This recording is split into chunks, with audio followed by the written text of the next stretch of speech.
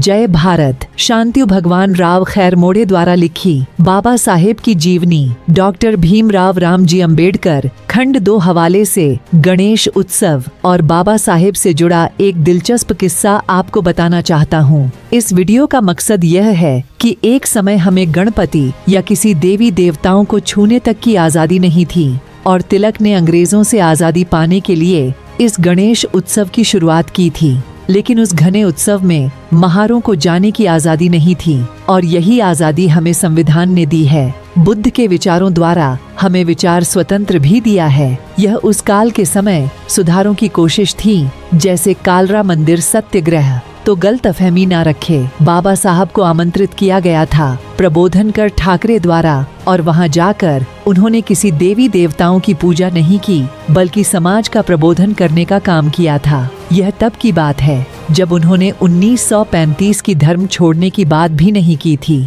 तो खैरमोड़े की किताब के मुताबिक एक बार गणेश उत्सव के आयोजन समिति ने डॉक्टर अंबेडकर जी को उत्सव के दौरान बोलने के लिए आमंत्रित किया था। हालांकि आमंत्रण देने के बाद स्वर्ण में हिंदुओं को इस बात की चिंता सताने लगेगी, कहीं दलित समुदाय से ताल्लुक रखने वाले डॉक्टर भीमराव अंबेडकर की मौजूदगी से की मूर्ति अपवित्र न हो जाए। वह सोचने लगे कि अगर ऐसा हो गया तो उनके आने वाली और पिछली पीढ़ियों को नरक की आग में जलना पड़ेगा। खैर, मोड़े लिखते हैं कि दादर के अपर कास्ट लोगों ने बाबा साहेब को कार्यक्रम स्थल पर बोलने से रोकने के लिए साजिश संरचना शुरू कर दिया था। बाबा साहब को जान से मारने की धमकी मिलने लगी। इससे परेशान होकर उनके सहयोगी उन्हें कार्यक्रम में न जाने की सलाह दी, लेकिन उन्होंने ठान लिया था कि कार्यक्रम में जाना ही है। खैर, मोड़ के मुताबिक बाबा साहब ने कहा था, किसी न किसी दिन तो मरना ही है, फिर लड़ते हुए क्यों न मरे। किताब की माने तो बाबा साहब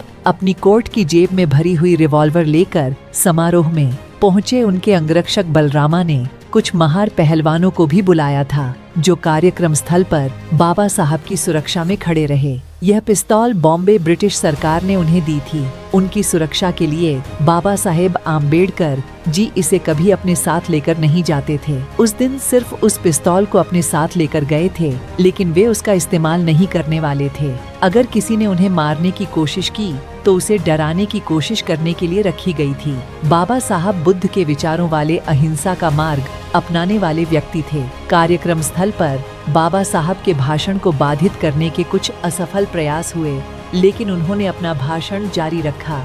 कार्यक्रम में बोलते हुए बाबा साहब ने इस बात पर जोर दिया कि हिंदू समुदाय तब तक मजबूत नहीं हो सकता जब तक वह अपनी रूढ़िवादी धारणाओं को त्याग नहीं देता।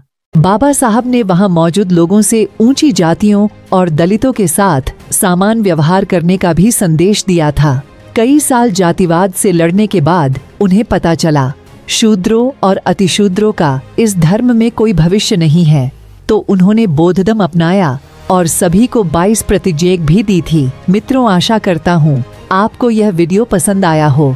वीडियो पसंद आया हो तो इस वीडियो को लाइक करें, ज्यादा से ज्यादा शेयर करें। चैनल को अभी तक सब्सक्राइब नहीं किया है तो जरूर सब्सक्राइब करें। मिलते हैं अगले वीडियो में। धन्यवाद।